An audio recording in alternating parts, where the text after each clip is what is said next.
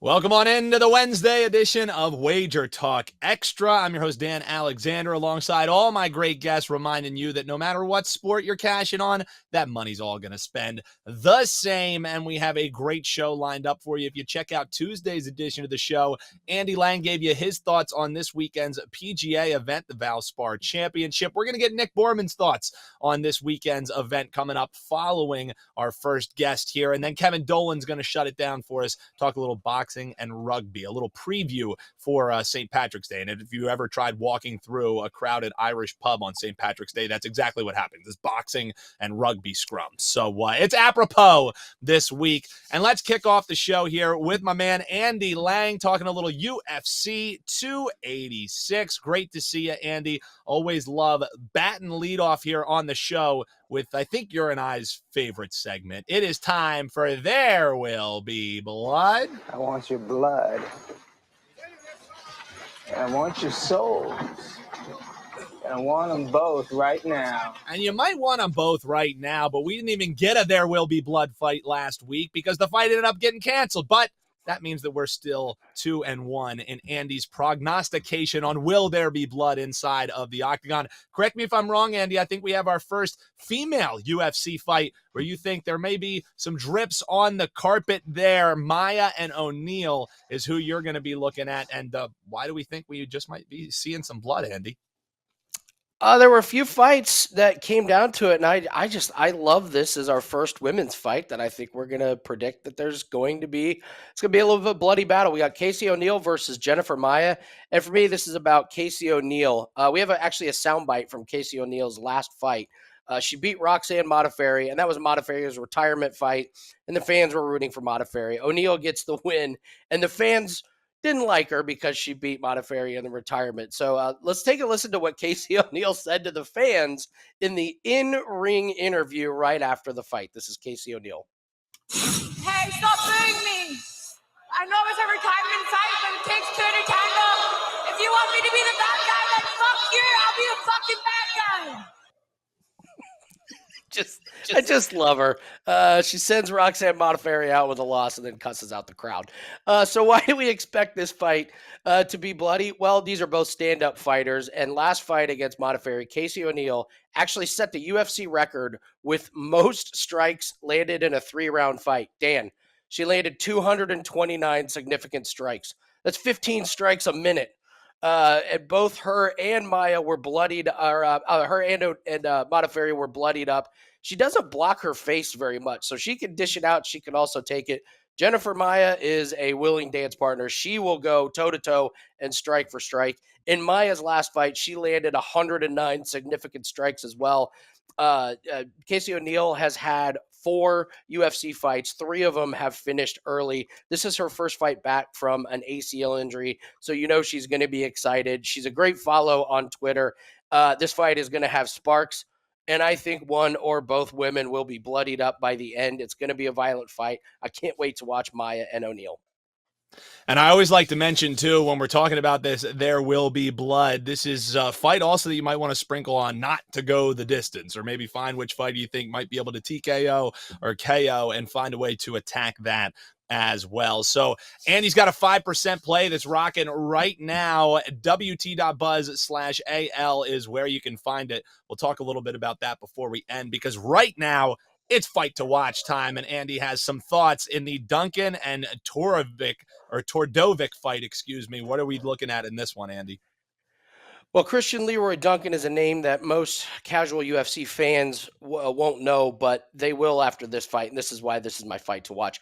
Duncan is from England, and don't forget this fight is in London, so they're going to showcase a lot of these English fighters.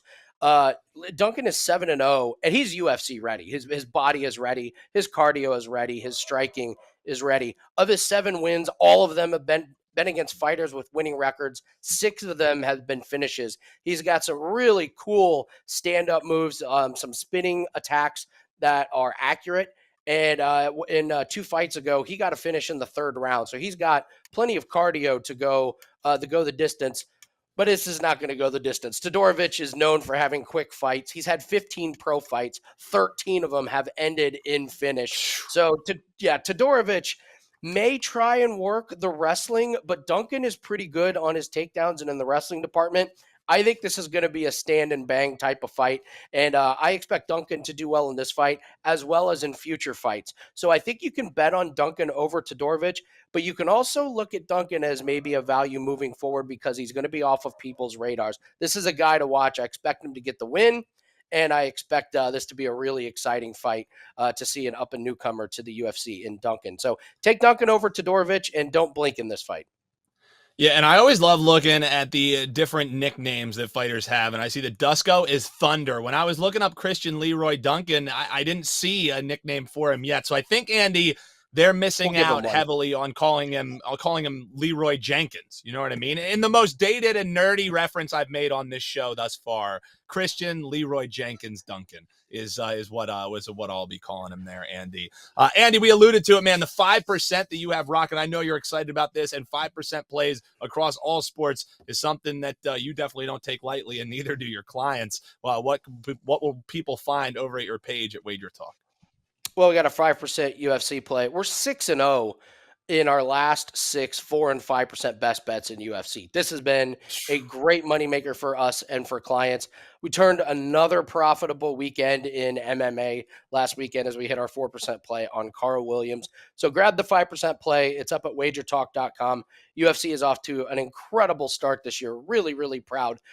We've turned a profit, and I believe 8 out of 10. It's either 8 out of 10 or 9 out of 10 UFC events. So we're really proud of that record. 5% play is locked in, ready to go. Let's make it 7-0 on 4 and 5% best bets. When it comes to the 5% plays, He's good. yeah, he's good. Andy Lang at WagerTalk.com. I'm having too much fun with the soundboard when it actually works. That does it here with our man Andy Lang. We got his thoughts on the Valspar Championship on yesterday's edition. Right now, we're going to swing on over to SportsMemo.com, get Nick Borrman's thoughts on the very same event right here on WagerTalk Extra. Big thanks to Andy. You can get his thoughts on the Valspar Championship on yesterday's edition of Wager Talk Extra. But we always like getting our thoughts from the man himself, Nick Borrman, over at Sports Memo. And Nick, first things first, how we doing before we get into the plays today for your Valspar Championship? We all got an outright winner. You have some top 10, some top 20 looks. So how did last weekend go, and how's it been running, brother?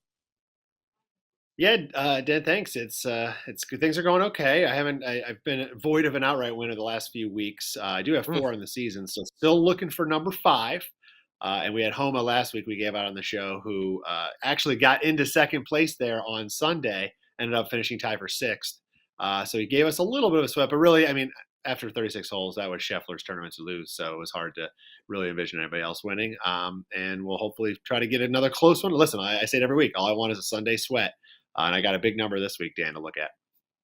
Yeah, and why don't we get right into it? Because, like you said, this is a hefty price. Going down the board a little bit, trying to find an outright winner for the folks. And 1 week, we're going to get it free right here on Wager Talk Extra for the folks. So who are you looking at this weekend? So Valspar Championship, these are kind of events that I usually don't get too excited about because it's a lot of, I guess you call it a weaker field, and a lot of big names aren't here. But I really like this week. And Ben Griffin, he had a great showing last week at the Players, and he's 50-1 right now to win this thing outright, Dan. He's a Korn Ferry graduate last year, so he was on the Korn Ferry Tour. This is his rookie season, and we've seen a lot of rookies and young guys with a lot of success recently on the PGA Tour, like Cam Young last year, Will Zalatoris, of course. So after missing the cut in his first start this season at the Fournet, he's made 12 of 13 cuts, Dan, including each of the last 2 designated events in Florida. So he's making the cuts in the strong fields. He finished tied for 14th at the Arnold Palmer and tied for 35th last week at the Players. But here's what I really like. He's played in the weaker field events so far this year. He's got 6 finishes inside the top 25. He's got a tie for 24th at Sanderson Farms, tie for 3rd in Bermuda, tie for 16th Houston Open, 12th at the Sony Open, and 21st at the Honda Classic. So those are weak fields where he's right there in the mix on a leaderboard and possibly with a chance for an outright. The one negative I'll say for him this week is that he has played all 3 Florida swing events so far, so he could have a little bit of fatigue, but he's a young buck. He should be all right. But he has finishes of tie for 21st, 14th, and 35th in those 3 Florida events. So clearly he likes playing in the Sunshine State. And statistically, he ranks 30th on tour, strokes gained tee to green, number 15 in this field, and he gains strokes in all 5 categories. So I like Griffin 50-1 outright. I'm also going to back him up with top 10 and top 20, because if he doesn't win, I think he'll at least be in that first or second page of the leaderboard, and at least that will cover our outright selection on him.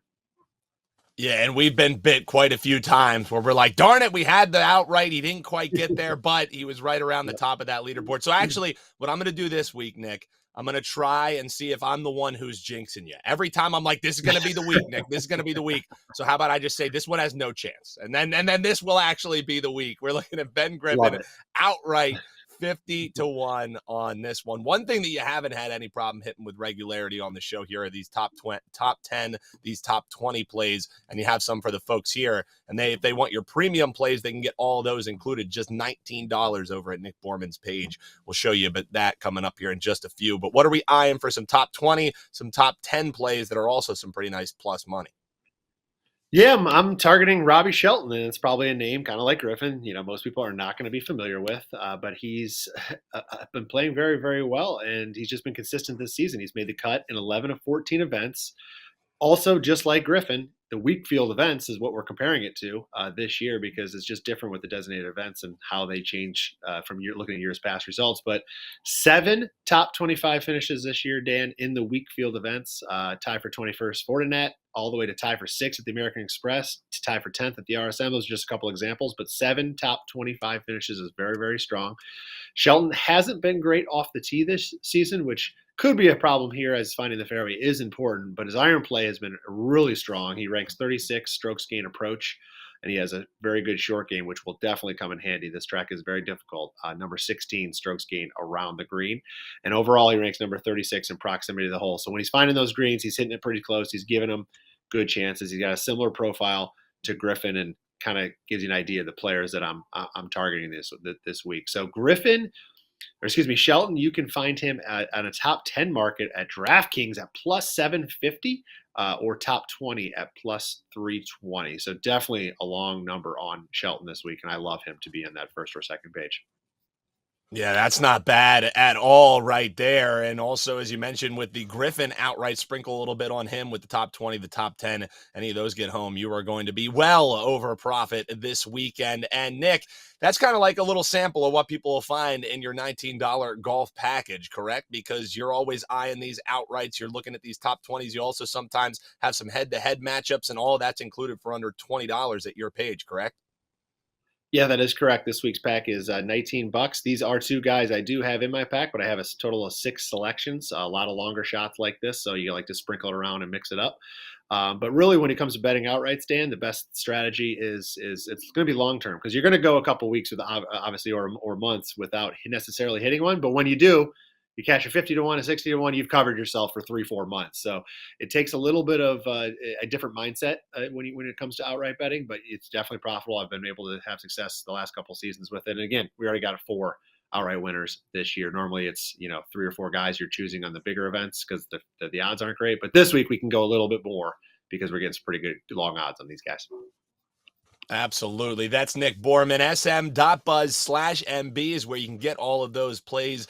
Big thanks to Nick. Always love getting his thoughts on these PGA events. And as I mentioned, you can get Andy Lang's thoughts by checking out yesterday's edition of WagerTalk Extra. All right, one more guest we have for you. And we know we love to end it with everyone's favorite Irishman, a little rugby and boxing action with Kevin Dolan coming up right after this on WagerTalk Extra. On St. Patrick's Day week, we have to end the show with our man, Kevin Dolan, the Irishman, and he's even going to have a chance to throw some shots at his English cohorts as well, with a little rugby preview that you have coming up. But Kevin, before we get into anything, I want to mention this great deal that you have rocking at your page right now. You can use code LUCKY, and they're going to get 30-day all access from you for only $177. And what does all access from you look like? What kind of stuff are they getting? Well, that covers all sports, obviously NBA, NHL, soccer, rugby, boxing, and so on. All plays, all 5% plays as well. We've actually got one up for 5% play up for Wednesday's card. So, it is a great deal across all sports as, we look to ramp things up across March and April, obviously. And now that you've heard Kevin Dolan talk, you know why we have a St. Patrick's Day special for him, the Irishman, and by name and by nature. Well, man, you've alluded to this all year long of the ending of this rugby season, and you hoping that it's going to be your Celtic side who's hoisting the trophy. And we got England taking on Ireland. And how are you going to be breaking down this matchup? I mean, look, I've faded Ireland twice over this campaign. I've got burned twice. They keep overperforming, even though I've been high on them. They're overperforming the market. We took France plus 7.5 back in week 2. Obviously, that burned. And again, last week, we had that Ireland 1-12 prop that we gave out in the show, and they end up winning by 15. So possibly a bit late to the party here, Dan. But look, it gets no bigger than Ireland versus England in Dublin on St. Paddy's Day weekend. So, really looking forward to this one on Saturday over in the Irish capital. Well, and the spread is just massive in this one. You see Ireland is 15.5-point favorites, and you also have to lay juice to be back in the Irish side. So are you still doing it, Kevin? Are you saying, all right, just lay the lumber? You faded them enough and you reverse jinxed them enough. Now you're just saying, I'm going to cash alongside them. Yeah, I mean, exactly, Dan, because I don't know if this news is filtered over to the US, side of the Atlantic yet, but these two countries don't particularly like each other. So I'm not sure Ireland's going to, let up just because it's a big spread. Look, the fire's already been stoked ahead of this weekend as well. Mac Hansen, Ireland's winger, he's already come out and said everybody hates England in the press. So, it's already kind of, janking up in terms of the, in the atmosphere for this one. So, Dublin should be electric this weekend. Ireland as well, they're not only going to, they're going for the Triple Crown, the tournament as a whole, but, they're also going to become Grand Slam winners as well, something they've only ever achieved 3 times in their history. So, they'll be well up for this one, obviously. Against an English team, they were absolutely demolished last weekend in London. Biggest ever defeat at home. They lost 53-10 to France. So, no question, obviously, England will be coming to Dublin looking to regain some pride. But, I just don't think it'll be enough, obviously. Ireland are just on another level right now. So, yeah, it's definitely going to be Ireland for me on Saturday, minus 15.5. Big number, obviously. And look, no doubt England will be smarting after that loss, looking to get back in the action. But, Ireland, they've burnt me. They've just been an absolute machine this year. And, obviously they should take care of business again in this one. Like frat boys in Chicago this weekend, you're saying that England gets demolished by Ireland there. All right, I like it, Kevin. I like it. So we're looking at a rugby play to end the year, 15.5-point favorites. Kevin Dolan saying lay the lumber, and I'm sure no bias involved in that one. All right, Kev, let's get into some boxing action. Let's head on inside the ring. We got Ramirez and Rosado. This one going on DAZN this weekend. Set up the fight for us, and then we'll see maybe if there's some actionable info, a play that you like in this one.